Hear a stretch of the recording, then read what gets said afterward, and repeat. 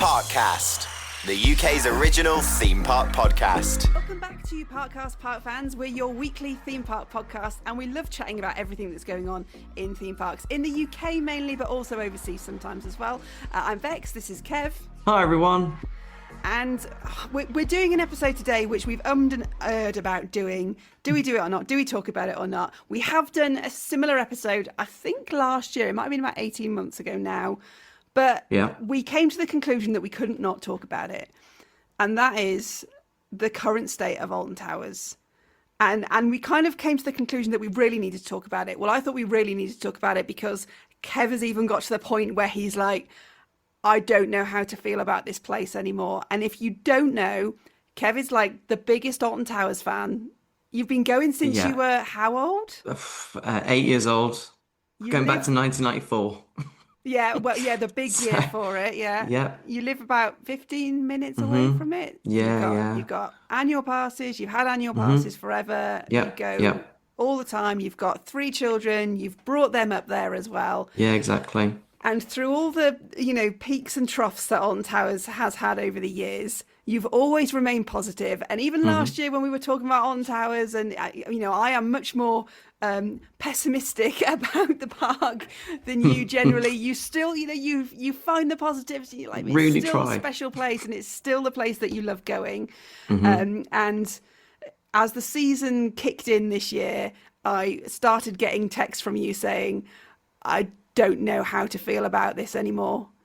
And I thought, okay, if Kev is faltering, we need to talk about it. It's like I would have arguments with people at school as well. If anyone dissed Alton Towers or anyone said anything negative, I would really stand up for it. Yeah. So it does show. And I feel like we've had this discussion before, haven't we? Always try to see the positive, and I will always try and fight its corner. Yeah.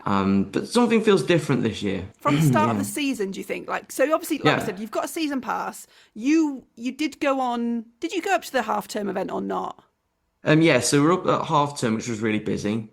And then opening day, even though I said I will not do it. And then I went again like 5 days later, and then in Easter, and I keep trying to see if we can find something. And there is, because I'm not having a thing against the park itself. Yeah. Because I'll go through Wicker Man and still love it. Yeah. It runs great. What they did with Nemesis looks great. Even Curse Alt Manor is running really well. If there's a positive, they've worked really hard at keeping that thing running with all the effects running. Even the lighting has been updated. And so there are positives with the park. I think for me, it's how it's being run at the minute. Okay. I don't know if you will have seen that when you've been. Yeah, I mean, like, where do I start? I think I felt this way before you have, because I don't have such a close connection. I've been going like you since the early 90s, but I've never lived close to it. So it's always been somewhere that I've gone a couple to a few times a year rather than, several times a month maybe. So I've always I've got that kind of separation, and I've seen things that I like and I don't like. And really over the last couple of years, I've started feeling like, as a paying guest, because I don't have an annual pass, I've come away feeling a bit ripped off on more times than not when I visited. I've had some good times and I've had some great days at the park, but I've also had more negatives. So that's when I started to feel it. I think even me and you, we went last year to go on a day where we were like, well, it'll be a nice quiet day. So we'll go and we'll get some content and stuff like that. I think it was May. Was it May or April? It was just before Easter holidays, I thought was before Easter holidays, but wasn't for some people. And there was a load of school trips randomly, and the park it couldn't cope with a randomly busy day midweek. So things were on one train, there weren't enough staff, and everything just kind of ground to a halt. And it was like, oh, there we go. Here's a day that we thought would be a great day. We're going to go and do some really positive content about the park. And we walked away going, well, that was a bit of a nightmare, actually. So, I mean, I've felt that way about the park for a while. I've only been at once this season, which we will talk about, and that didn't particularly change my opinion on that. But what is it that you think has kind of tipped you over the edge? Maybe let's put the February half-term event to one side, because that's kind of an anomaly in itself. But we'll go to opening day. And obviously, before opening day even arrived, we knew there was going to be closures. I think the closures, staggered opening times, and there's been a lot of changes to how they've obviously been operating, getting people into the park. So before you could go in at 9 and go wait in line for something, but it's now 9:30. So they obviously changed that. Did that cause you an issue? Were you there around that time? Yeah, so it was already really busy. So it doesn't feel organised. Well, it didn't feel organised, sorry. But the main thing for me was seeing that the monorail was not operating. Yeah. Skyride, not operating. And I mentioned this on some of my posts on social media. And before it happened, I was like, right, Alton Towers have just let us know Skyride's not going to run, which we'll come to. But the monorail wasn't going to run, which we talked about, I think, last year, that there was a big rumour it needed a refurb. But it hadn't been mentioned again since, until literally a couple of days before opening, when it was on the ride availability page as unavailable. And I said, this isn't great, actually, from Alton Towers to have both transport rides down at one point. And most people agreed, but I did get some people saying, what's the big deal with walking from the car park? So what's your take on that? I have 3 children. If it's me on my own, I can walk it even like 15 minutes, even if I walk quickly. I always walk quickly at a theme park. I don't know why. My wife gets really annoyed with me because I always walk really quickly. It's the excitement. It is. But like my youngest is 4. We don't use the pushchair anymore. So that poses a challenge. I don't have a platinum pass and I don't stay in the hotel because of where we live. So I can't go through the Galactica entrance. But then would I with my kids? Because they're going to want to go to the family areas. Forbidden Valley, at the moment, doesn't have any family rides anymore. Nothing at all. You get no family rides right now until you literally get to Mutiny Bay. Which then leads into Katanga Canyon. Yeah. So the mine train is also down for essential maintenance. They're not going to open the water rides until May. Yeah. So you've got Katanga Canyon that currently has 2 family attractions that aren't operating. Yeah. So it is more a case of, well, where do all the families go? Well, they're going to go to CBeebies Land, but that means you have to get the monorail to get there quicker, but you can't now. So you're going to have to go on a bus, shuttle bus. So already what you've got on opening kind of day is this idea of negativity right in your face. There's nothing positive or exciting from the moment you get there anymore. Already, people are looking at going, so your transportations aren't open. Why haven't you done it over closed season?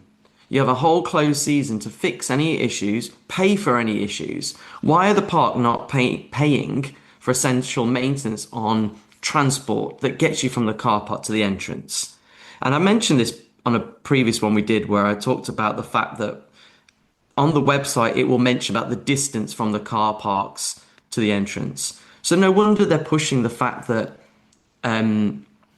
your priority parking is 2 to 3 minutes walk. Yeah. And they make a big thing about that because what they'll want you to do is to pay for that and make you very aware it's a 15 to 20 minute walk from the car park. So again, for me, that's a negative thing. That's not suggesting anything that's positive other than you're going to have to walk. Or why don't you pay the 20 odd quid, whatever it is, to priority park? Yeah, it starts your day off on, like, quite literally the wrong foot, doesn't it? And I think if you don't have children or you don't have maybe mobility issues, you maybe don't appreciate how much of a pain that walk is. And it is a pain, especially when you've got children who are, too old for a buggy, like you say, but they're not teenagers. It is a long walk for them. And I think the main issue is that, okay, if just the monorail down, but the Skyride was working, once you're in the park, then it's not so bad. But when you know that monorail's not going to work, and then all day you have to walk to each area of the park because the Skyride isn't working. I'm calculating in my head how many steps we're going to do that day. And I'm looking at my 4-year-old and her little legs and going, how are we going to navigate this? Like, this is going to be hard work for us today. Clearly the monorail needs some maintenance. Why it can't be done over closed season, I don't know. That'd be great to know if anyone who's listening could fill us in on that. But to have them both down, it's like salt in the wound. And I don't understand why the Sky Ride, which was closed for 2 seasons, which had this multi-million-pound refurbishment to protect it and give it us for the future, which we all kind of said, it's a pain, but if it means we've got it in the future, then great news. How is it down again already? And it looks like it just can't be bothered. And that's from what it looks like. It might be, like you say, there obviously must be reasons that we don't see that financially they're trying to juggle. But it doesn't look great. And it doesn't look great for them because ultimately people are going to be like, well, hang on, why is there scaffolding around it still? Yeah. Because it was closed for 2 years. Why is that? Get there on opening day and there's still scaffolding all around it. Is it this thing like they're doing with the Rapids and with like Battle Galleons where it's like, we're only going to open it for the summer months? Run it just at certain times, to reduce wear. I wish if that was the case that it was just communicated. That's what, when we've mentioned this on the podcast before, where's the communication to just say, we know this isn't great, this is what's happening, and this is when you can expect it to be better. They don't owe us full backstories about every decision they make or anything like that. But I think when it's something that materially affects you as a guest, just a little bit of, hey, just so you know, this is what's going on, it helps a little bit. And what struck me when I was there, and I also managed to get a shuttle bus, which is not the easiest thing to get. I was sat on that bus surrounded by non-enthusiasts who were shocked that the monorail wasn't working. They'd arrived at the park and they had no idea.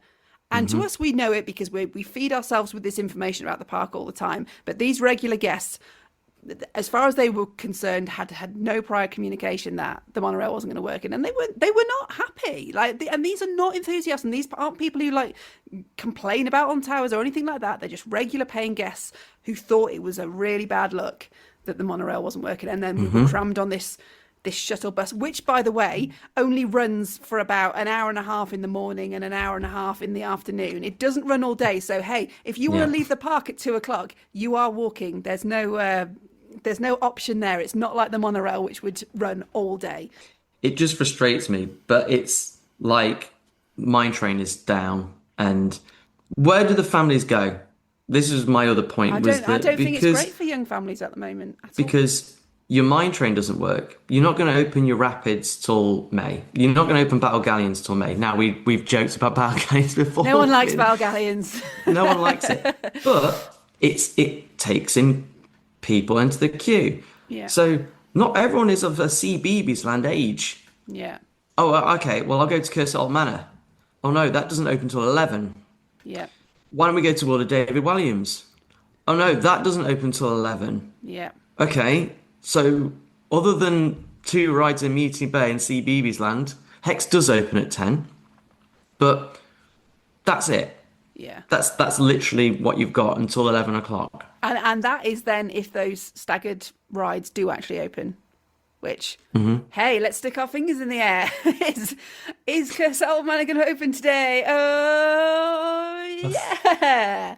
Or maybe not. It's so random. It's the randomness of it for me that you can't even rely on a staggered opening time. You can't rely on the ride opening. No. I mean, Oblivion wasn't open for a while because that was closed for quite a bit. Did you see the rumours that people were starting about the hole is falling in? Yeah. I did have to laugh. I'm not sure about that. The whole ride's caving in, but you can still go and walk around the hole. Yes.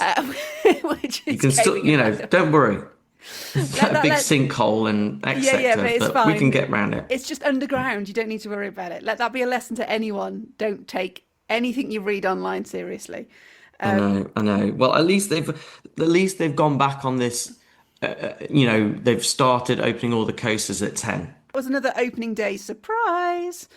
Surprise because it was Alton After Dark, they staggered even the big coaster openings, which was unheard of before. So a lot of people again would get into the park, hoping to go and ride Brita first thing, and it wasn't open. And as we mentioned, you have the annoyance, the Sky Ride's not working, so you can't just take a quick hop over to Forbidden Valley. Yeah, that wasn't an option. You've got a long walk in front of you, and again, it's opening day.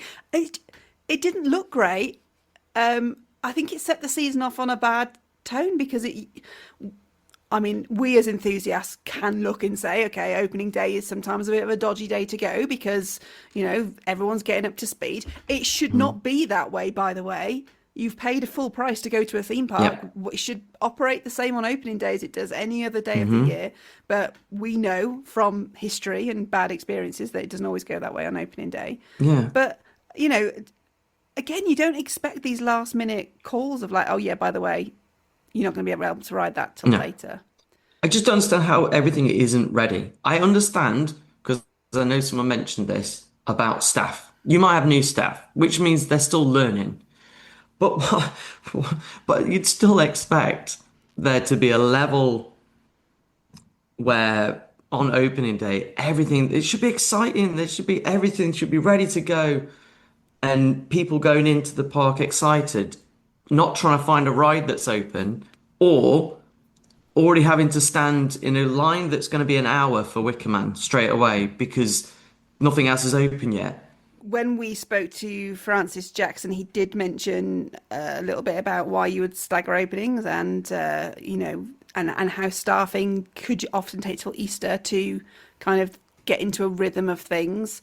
But yeah, it is hard when you've paid to be there or you've made the trip to go there to still have that experience. The other thing which obviously compounded opening day for them was the storm warning, which meant that every outside ride had to shut. And I guess you were still there at that point.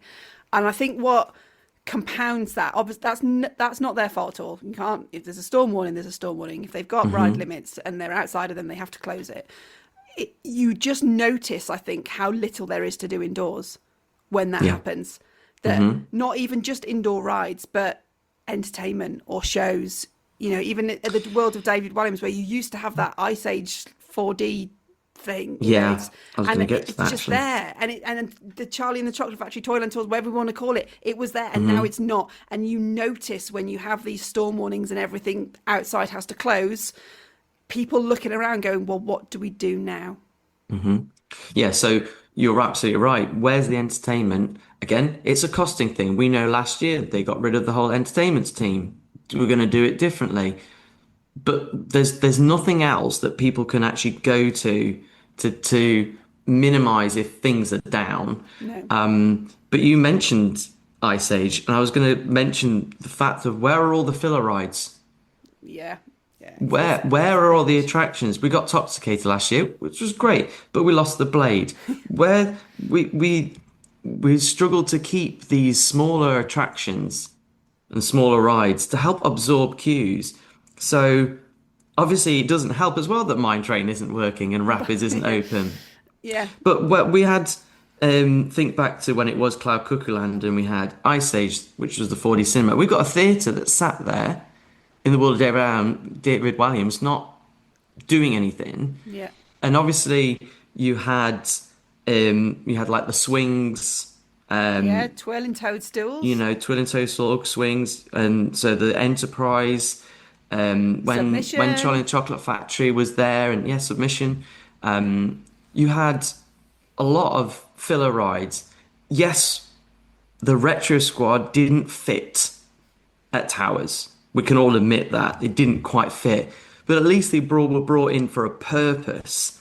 And I think it was Francis Jackson, wasn't it, who mentioned that they were brought in simply to kind of, there's a problem here. Yeah. Like if Oblivion is down, everyone goes to Smiler. Or if Smiler's down, everyone goes to Oblivion because it's the only ride that's closest. Whereas before in Accepted, like you say, you had Submission, you had Enterprise. Yeah. You had flat rides that were going to take in the queues and people were going to, find other attractions nearby. Yeah. But the dungeons was a mistake because that was a paid thing. So people aren't going to just do that. Yeah, I mean, you think about, major theme parks around the world and how many of them don't have like an indoor boat ride. Like it's just, it's something that you have because it's a people eater and it's an all-weather attraction. And I can't believe that ride system has been just left there. Well, I can believe it, and that's the sad thing about it. And there is absolutely no talk at all about that coming back to life anytime soon. Other than Scarefest, when it's just going to be like But yeah, that's it. That's all it's being used for at the minute. exactly. It's not even on the cards as a replacement. So I guess on this opening day, you've taken your family up there, and all this is happening. At what point did you go, we're not doing this today? Just once I think the queues become unbearable. I mean, we had a nice walk around.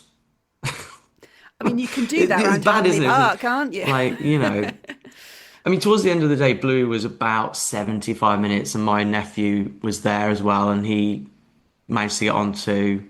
And he always jokes, "Oh, I'm never going to queue more than 10 minutes for something."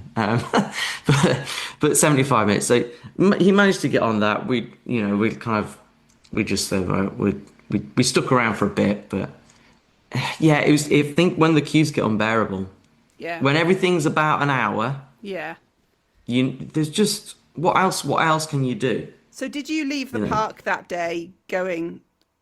When did I say? Because I think I said, I think got to a point where it was just too much later on in the afternoon, really. Because you just keep trying, but more things go down, and and there was, and this sounds so silly as well, so we can keep this in or not. But merchandise, there was no new merchandise really as well. I saw that. I did notice that. Like I'm always interested in seeing what's new, and I like collecting the pin badges. Yeah. But there was nothing new. It was like there was like nothing ready. It just felt like there was literally just very unorganized. But that is carried on, Bex. This is the thing. This isn't just okay, it was just an opening day thing, because again, I would be saying, look, okay, it was opening day. Operations are great now. Everything's open at 10. They've decided they've gone, back on these things, but they haven't. Things aren't working still. Things aren't still open. So you went back 5 days later, didn't you? Just to give it another shot. Was it just a bad day and you went back and still... Well, when rides are opening one station or one side of the station, so Galactica is only running one side and maybe two trains. Oblivion wasn't open again. But I know even recently... they still only seem to open the first part of that station, not both sides where they've got two shuttles going through. Yeah. They're only going one at a time. So the problem is things aren't running at capacity. So they're not running things at capacity. There's not enough staff either. So when I was on Nemesis, normally you'd have about 4 people, 2 on each side, doing the checks. There was only 2 on that day I was there. So already the queue is backing up because of staff. They've obviously got issues with staffing on certain rides. They're only sending out so many trains at a time. I know we've talked about Europa Park and how good they are at queue, getting people on, check, send the train out. Everything's going so slowly. And let me tell you, Europa Park opening day did not have these issues. And I wasn't there, but I made a point of seeking it out to say, okay, is this something that affects all theme parks? And it wasn't. There was none of these issues. So it was, it was ongoing for you. And then we get to the Bluey opening, which we've all waited a long time for, and we've watched Bluey going up, and that ride, they've done a great job on it. It looks great. I'm still slightly confused as to why they've built a ride that in my mind is fairly similar to Octonauts, but I'm sure they have their reasons. And obviously Bluey is the biggest program on kids TV at the moment, and we both have young children who both adore it. So from an IP point of view, it makes perfect sense. And I literally got sucked into the IP hype of it because my 4-year-old begged me to take her to go and ride Bluey the ride. And I was adamant I wasn't going to go to Alton Towers until much later in the season this year. I have limited time in the UK, and I was like, I know what it's like at the moment. I'm not going. I'm just going to make myself angry, so I'm not going to go. But she really, really, really, really wanted to go and do it. So I gave in, and I didn't go on opening day for Bluey because I knew that was just going to be full of enthusiasts. And and I was like, also, it might be a bit like sketchy on opening day. It might not run to, as it should. We'll go the next day instead, which was a mistake because that was the day when Bluey didn't open until I think 4:30 in the afternoon. We waited as long as we could to try and get on it. It was a really wet, horrible day as well. Yeah. We were absolutely soaked through. I don't know if it's because it was raining and it's got that tire-driven lift hill, or if there was something else going on as well. There was a lot of people doing stuff in the station that day, but hey, it didn't open until after we'd gone back to the hotel. And I mean, we had that same problem where we'd gone for Bluey, that wasn't working, so we went and did everything else in CBeebies Land. She's 4, and after that I was like, okay, what now? It was raining, so we've got a long walk over to David Walliams to go and do the driving school outside in the rain. Not ideal. We did do the carousel kind of undercover, so that was all right. Yeah. And we were just getting more and more soaked. And even like Heave Ho, which she'd normally love, she was just like, I don't want to go on it because it's raining and it's outside. It's not enjoyable. There's nowhere to do. She wouldn't do something like Curse and Hex, although she's tall enough. That's too scary for her. So we were really like stuck, and we were just hanging on to try and get Bluey, see if Bluey would open. And in the end, we gave up and we did the long walk back to the hotel. And let me tell you, it is a long walk when you have a 4-year-old with you and you're walking through the theme park and you're walking through Katanga Canyon and going, this looks a sorry state. And, you know, you walk past Curse and think, well, she can't go on that. And then you walk through Forbidden Valley and you're like, yep, nothing for her here either. And just you exit the park and you're like, I don't know if this is worth it anymore for the age that she is. And it is a specific problem, I think, when we've got children out who are their ages. If you're a thrill seeker, Alton Towers still offers a lot for you. But I came away not feeling great that day at all. I also had like a less than satisfactory experience at customer services, and also a really bad food experience at the Lunchbox Cafe. Is that what it's called now in CBeebies? In CBeebies, which has always been so reliable. But it's been the one place in the park where you're like, do you know what? That'll be all right. And they've changed it in there, and it was absolute chaos. And there was like 45-minute waits for chicken nuggets. So, and the staff were just, I mean, I spoke to the guy, and he was clearly so stressed and so run off his feet. And he was, you know, he was like, I'm so sorry. He said, I don't know why we're so busy. We're so understaffed. We're desperate for staff. And they just couldn't do it. And then none of their, they're set up to fail because their tills don't have the right items on them and things like that. And he was trying to process a refund and he couldn't do it because the tills didn't work. So he had to take me to the Costa Coffee at the bottom of Tower Street to go and process a refund. And I wasn't the first person that had to happen to. He'd taken so many people there that day, to the point that the staff in Costa were like, what's going on over there? Like, what? And now obviously we're adding to their issues because we're taking their till to go and do refunds. It was just, you just come away thinking, what is going on here? This was always the UK's premier theme park, and it feels like it's being run on a shoestring, to the point where it's unfair on staff. It's definitely unfair on guests because they're not getting an experience that they deserve. And I don't know how they dig themselves out of the hole. And all they seem to do to try and dig themselves out of the hole is offer cheaper tickets. So now it's buy one day, get one free, or have an annual pass when you book a hotel, which was the offer that they did earlier in the year. And I don't think that's the solution. Now, even if I'm getting a buy one, get one free day, and so it's effectively cost me something like £17 to go into Alton Towers, which is ridiculous, by the way. If I've come away going, I've actually had a terrible day, it doesn't matter that it was only £17. If I've still come away thinking that wasn't good, they're in a hole. To me, they're in a hole, and I don't know how Merlin dig them out of it. And I feel so sorry for the staff at Alton Towers, and I feel so sorry for, even though it's an inanimate object, for Alton Towers, the park, because it deserves better than this. It deserves so much better. Has so much potential. I've always said that, and there's so much potential which we've seen through Wickham and Curse Alton Manor, Nemesis Reborn, the investment they put in to show that they could. I'm starting to really agree with what you've said about annual passes, because when we got to Easter holidays and something's wrong when your queue times are longer than Frozen Ever After at Disneyland Paris. Ouch. Yeah. Do you see what I mean? So I know on the first few days where Frozen Ever After was open, it was like 3 hours or whatever because it just opened. Which you'd expect. Yeah. But in the Easter holidays, when a good majority of your coasters and Bluey as well is like 2 hours long, is longer than Frozen, something's not right. Yeah. So apart from that bank holiday weekend, Easter holidays was absolutely insane because I think you've got 3 annual passes now that people are using. Yeah, and they're trying to get their money's worth.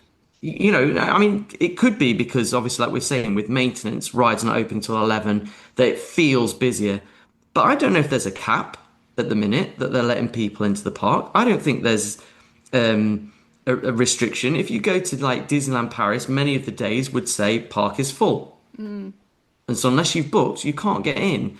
I don't think I've seen that any of the Merlin. I'm not just talking about Towers now. Yeah. Chessington, Thorpe, Legoland. I don't know about you, but I don't know if there's a cap at the minute. I have seen, well, I mean, there should be. And I did see, I think Chessington had sold out on one of the days, at least in the Easter holidays. What I've also heard from several people who've messaged me who are pass holders is that even though you are supposed to book as a pass holder, they have been able to just turn up, scan in, and that's not been a problem. So even on a day where it should say the park's at capacity, you could still, on top of that, have pass holders coming in who haven't shown as pre-booked on the system, and the system just lets them through. So there's that. The other thing that I think is interesting, and I don't know the answer to this, somebody listening probably will, is Alton Towers has a capacity, but what is that based on? Is that based on rides throughputs, or is it purely on space? Because if the capacity was, I'll just say 20,000 people, and it's always been that, but you used to have more rides per head, then even on the days where it hasn't sold out, or maybe it's not reaching capacity, those queues are going to feel longer because, like we've said, you haven't got the other attractions for people to go and stand in and then disperse the crowds. So I'd be interested to know as they've taken attractions out, have they also lowered their capacity? Or have they kept it the same? And you have to remember, like back in the day, they did like early ride time for hotel guests and annual pass holders. So I missed that because what you had was that you'd have certain big attractions open that will have already had guests go on. So that by 10 o'clock, they would then move on to the next thing, whether it's Dark Forest, like Rita 13. And then the guests coming at 10 would then go to those. Yeah. So you've already got a flow of guests moving around. You don't have that anymore. None of it's great. And this episode has turned into a bit of a rant about it, but we always say this, it's only because we care, and I care not just about my experience, I care about every guest's experience. When we are here promoting theme parks as a great place to go, they are our hobby, they are places we love to go, I think it's only fair that we also promote the things to watch out for. And at the moment, Alton Towers has a lot of things to watch out for, and it's sad that we kind of have to frame it like that, but I am now seeing more and more non-enthusiasts on social media who've been to Alton Towers this season and said, I am not going back, we had a terrible day there. So it's not just us, it's not just enthusiasts who are noticing this now. And if you think that the general public don't notice it, they do. Like, go and take a look on TripAdvisor, go and on Trustpilot, watch some TikToks from people who are not enthusiasts and see what they're saying about Alton Towers. And they're all saying the same thing. Unprompted, they are noticing the things that we may have noticed for a long time. They also notice them now. And it's getting to the point where I literally fear for what the park is going to do in the future to try and turn this around, because the investment seems to be directed elsewhere. I do think they're focusing a lot more on the southern parks. What's coming up at Chessington, they've got, Paw Patrol open this year, and then Minecraft World opening next year.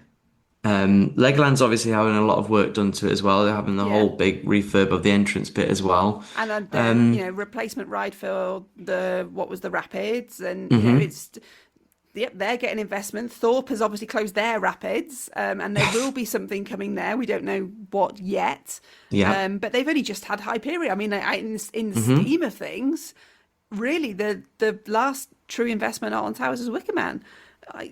We're talking 8 years ago. If we were saying brand new, because obviously we know Nemesis got retracked, but it's just that that's not a new. It's not something that's gonna take on additional capacity. It's just replacing. And that's 8 years ago. There.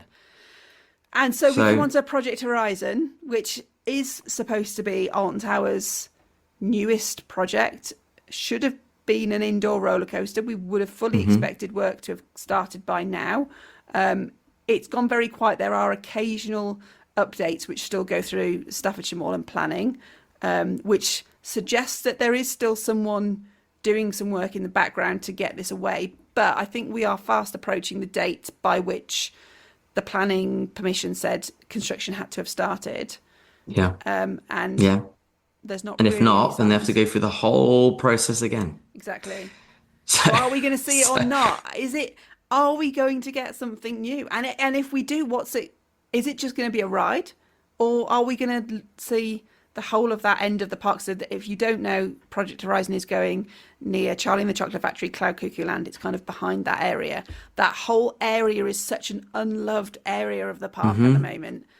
Yeah. What a shame it will be if it didn't all come under one umbrella for development. And I think actually if they somehow found some pennies down the back of the sofa that they thought they need to go to Alton Towers, and they were like, we'll do Horizon, but we'll also do something with Charlie and the Chocolate Factory, that ride system at least, and we'll do something with the world of David Walliams, because let's be honest, that needs something doing to it.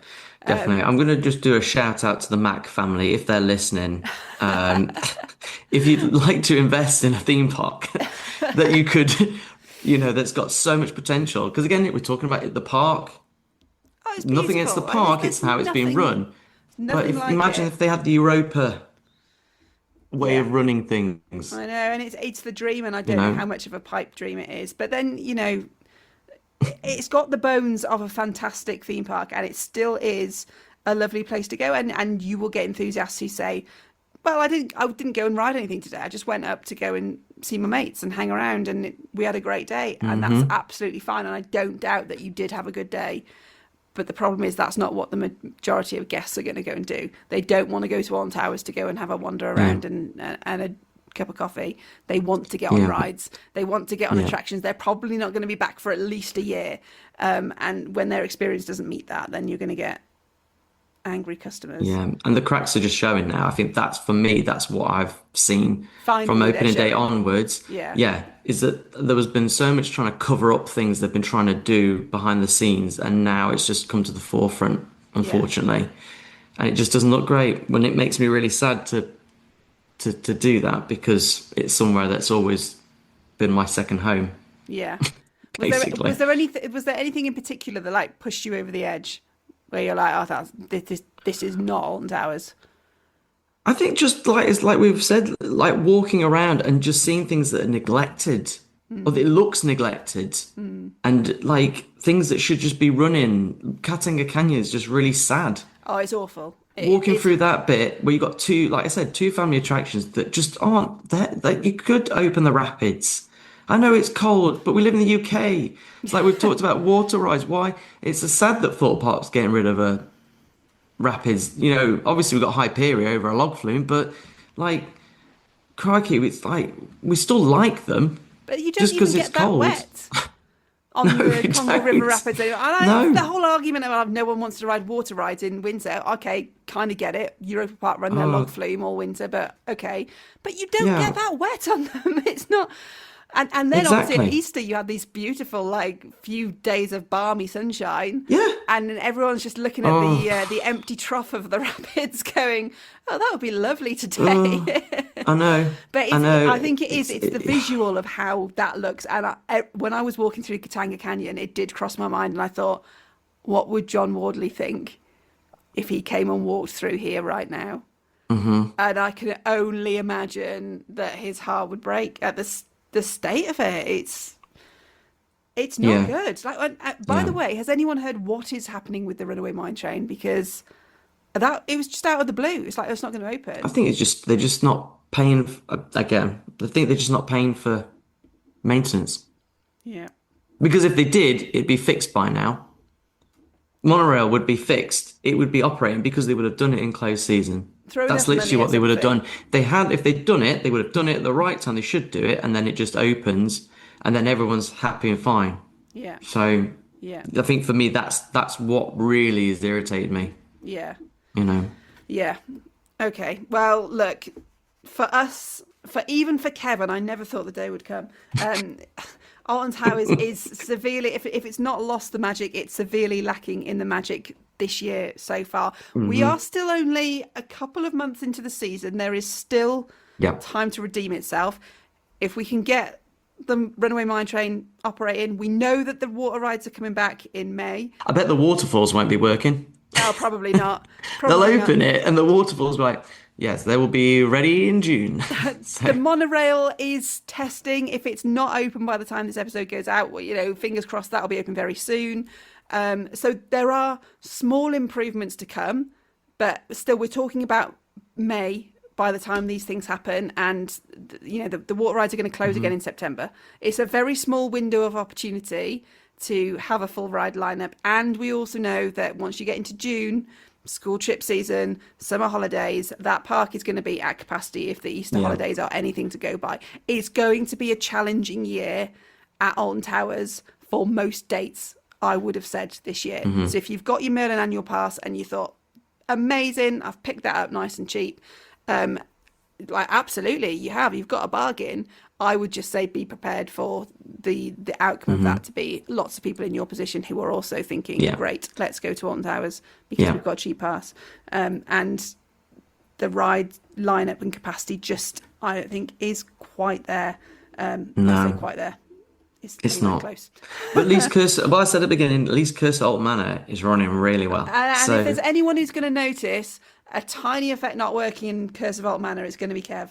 So high praise indeed that you said that. And also, if you want to get on a ride you don't have to queue for, there's never a queue. Its throughput is just incredible. So I did see over the Easter holidays at one point, I think it was on a 30-minute queue, and I was like, wow. It was busy. That's a busy day. If Curse has got a 30-minute queue, then Alton Towers is packed out. I was loving it because I can actually queue through the extended queue line because they never open that bit. You can actually go through the graveyard because they always close it off. Well, it's like 5 minutes. No, I want to go around and explore. Every cloud, you might have to queue, but you do get to see parts of the queue line that you wouldn't normally see. So exactly.